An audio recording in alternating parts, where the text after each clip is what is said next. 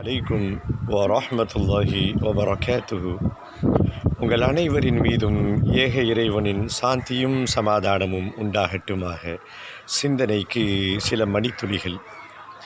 இவன் பெருமை பிடித்தவன், இவன் கஞ்சன், இவன் உலோபி, இவன் கஞ்ச பிஸ்னாரி, இவன் கோபக்காரன், இவன் காட்டு மிராண்டி என்று இந்த இவனுக்கு பிறகு நாம் மற்றவர்களை பற்றி வைக்கப்படுகின்ற இந்த கடும் சொற்கள், விமர்சனங்கள் இன்றைக்கு பரவலாக எல்லோரும் இந்த தவறை செய்து கொண்டிருக்கிறோம்.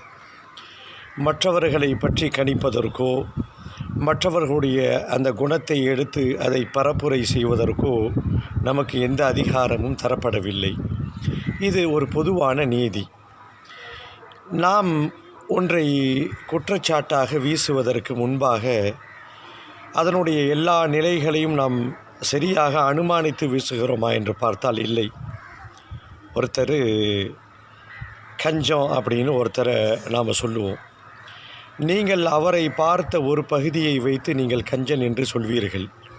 உங்கள் முன்னாடி யாருக்காவது அவர் உதவி செய்யாமல் இருந்திருக்கலாம், அல்லது உங்களுக்கு உதவி செய்யாமல் இருந்திருக்கலாம். ஆனால் அவருடைய வேறு நேரங்களிலே வேறு உதவி அவர் செய்தவர்களாக இருக்கிறார். இப்படி எந்த தரவுகளும் இல்லாமல் அப்படி இருந்தும் கூட இது போன்ற இந்த சுடு சொற்களை சொல்வதை நாம் அவசியம் தவிர்க்க வேண்டும். பாருங்கள், இவன் பெருமை பிடித்தவன் என்று சிலர்களை நாம் சொல்லுவோம். எந்த அடிப்படையிலே சொல்லுகிறீர்கள் என்று கேட்டால், அவன் குரலை உயர்த்தி பேசுவார், அவர் சட்டையை இன் பண்ணியிருக்கிறாரு, இன் பண்ணி ஃபேண்ட்டு போட்டிருக்காரு, ஷூ போட்டிருக்காரு, கால் மேலே காலை போட்டு உட்கார்றாரு. இப்படியெல்லாம் ஒரு அபத்தமான சில புரிதல்கள் மூலமாக சில வார்த்தைகளை நாம் விட்டுவிடுகிறோம். நாம் மாபெரும் குற்றவாளியாக மாறுகிறோம். புரிந்து கொள்ள வேண்டும். அப்போ பெருமைனா என்ன? மார்க்கம் அழகாக சொல்லுகிறது.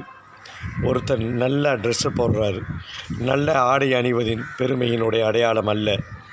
நல்ல காலணியை அவர் போடுறார், நல்ல ஷூ செருப்பை அணிகிறார், அதுவும் பெருமை அல்ல.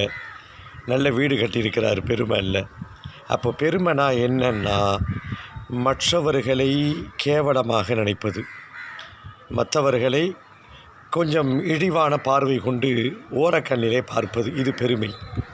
அடுத்து, நியாயம் இருந்தும் நீ செய்வதுதான் சரி என்று வாதிடுவது, பிடிவாதம் பிடிப்பது, இதுதான் பெருமை என்ற இலக்கணத்தை இஸ்லாம் சொல்லுகிறது. ஆம், இது போன்ற உண்மைத்தன்மைகளை புரிந்து கொள்வோம். இறைவனுடைய அருளை பெறுவோம்.